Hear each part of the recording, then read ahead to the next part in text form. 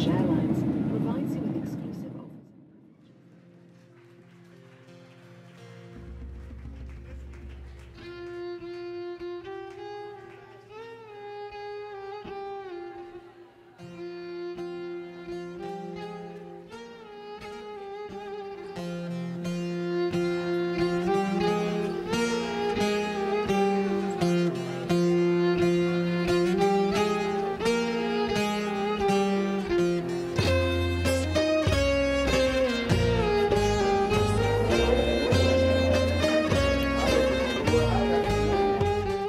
Let me start with welcoming all participants to this interfaith conference in the beautiful and historical city of Istanbul.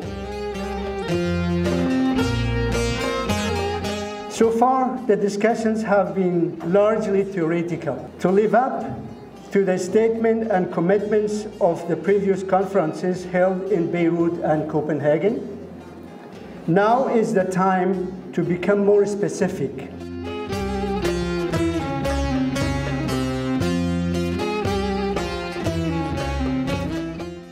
الثورة لا يمكن أن تسمى ثورة إلا حين تكون ثمارها تقدماً وازدهاراً واحتراماً للإنسان ولكرامته.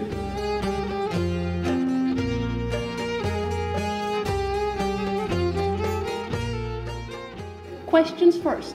What are we fighting? False generalizations, growing nationalism, and extremism.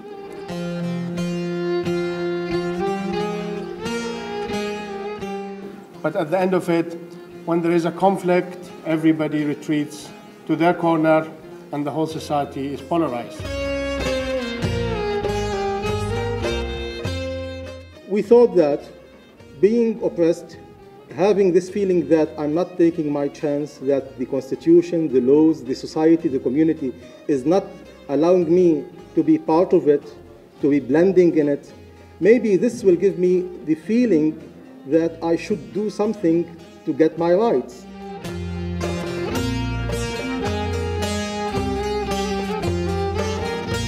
We find that a lot of the problems that people talk about within the Muslim world is not so much to do with religion or faith or fiqh per se, is to do with the underdevelopment.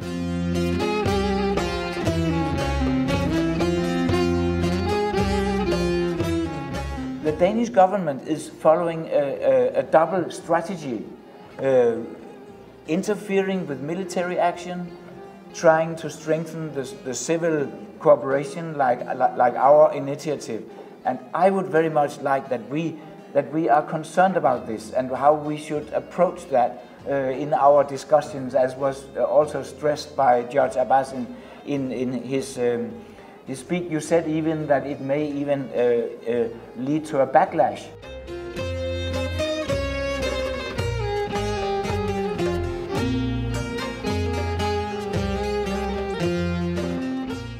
أين أصبحت فلسطين في هذا الركاب العرب اليوم؟ The issue of Jerusalem and Palestine seem to be the major source of almost all conflicts in the Middle East.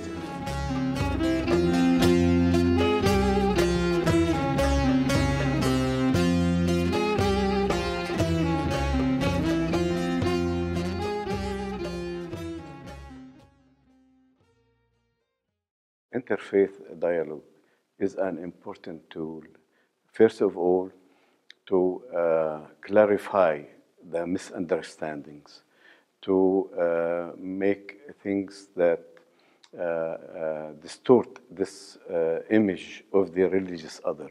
You know, our biggest problem today is ignorance about each other. Before talking about interfaith, we should identify faith. Faith is not just some signs we put in our necks or in our flags. Or faith is not a huge building that we have in our neighborhood. Faith is not some traditions. No, faith is ethics. Faith is belief in God. Faith is to do good, to have positive relationships.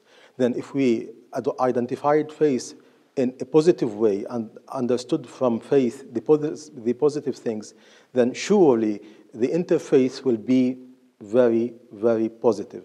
Interfaith dialogue is very important in the regard that we can either have interfaith community-based activities, which is activities in different communities, whether it's the homelands or the hosting countries, where we work together, Muslim, Christians, Jews, and all community working together to improve the quality of their local communities. And the other approach is what we call as the problem-solving oriented dialogue. It is really deep in our religion that we are all, God created us different tribes and different nations to know each other. So the fact that there are different cultures and nations, religions enrich each other. So if you look at it as a beautiful mosaic of different colors, then you get to appreciate it more and respect it more. So I would say respect is the first condition. And then communication. Lots of things are lost in bad communication. To make the communication channels open with the basis of good faith. So if there's anything problem, it's easy to resolve. Religion is not the source of the conflict. We must analyze deeper than that and see that the present conflict in the Middle East is about power, it is about economics, it is about influence, it is wars often fought through proxies, and often also surfacing people who miscredit religion, whether it's Christian or Muslim religion.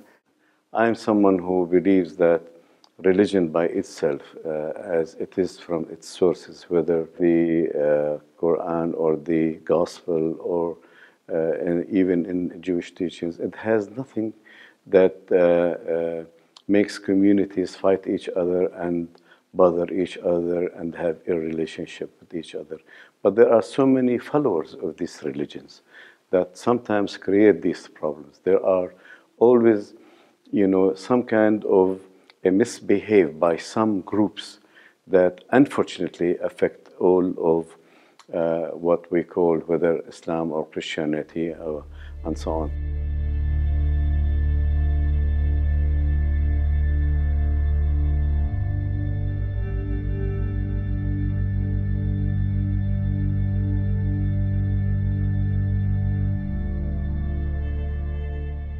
I think both in the Nordic countries and in the Middle East, there is a challenge for our societies to respect the rights of migrants. When we are talking about extremism, especially in Europe, neo-Nazism, the far-right extremist groups, most of the hate crime, the violence, they have been behind this. So maybe we should also involve in next conference the experts who have their field, to talk about extremism from neo-Nazis who hate people because of their color, because of their religion. So what the threats are in our society from that part too. I think that could be also very good for us to have.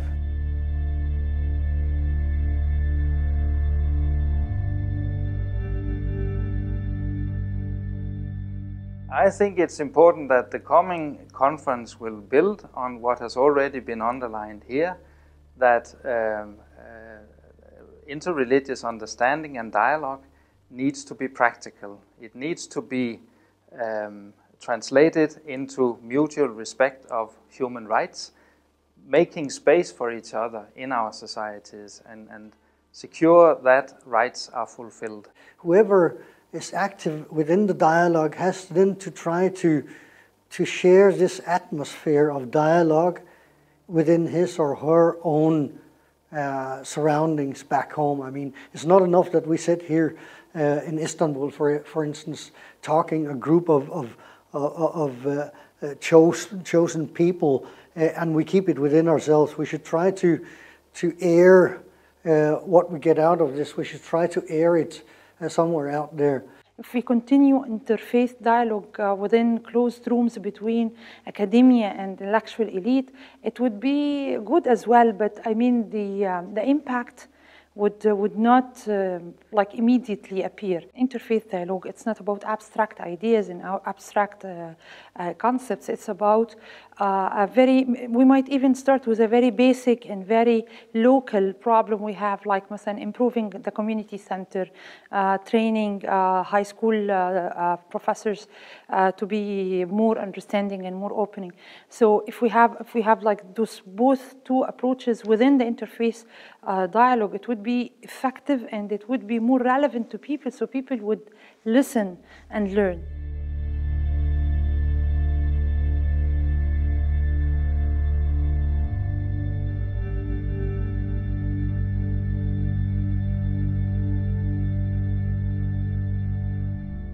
We were born in these countries, Arabic and Islamic countries, and found ourselves in mixed communities. Then we inherited this legacy from our grandfathers, and we found ourselves just in the mood, and we kept on going like that. In the Scandinavian context, things are different because they did not have this diversity, and suddenly, just in a few decades, they started to have it. Maybe the first challenge is to accept this reality.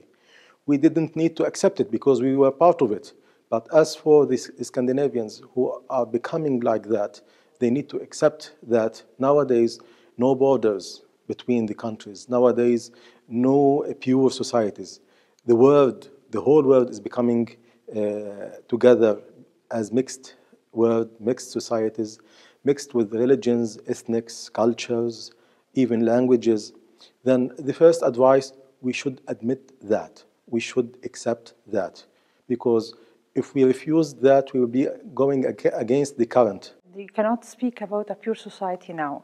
All societies are adapting more and more diverse ideologies, ideas. We're living in a phase of mega transformation around the world, where everything is being deconstructed and reconstructed again. So it's a very historical moment for all of us. Either we grasp the wisdom of it and we hold to the opportunity we have, that we can build a world that is more just and more understanding and more comprehensive, instead of going back in the old same vicious cycles of violence and counter-violence.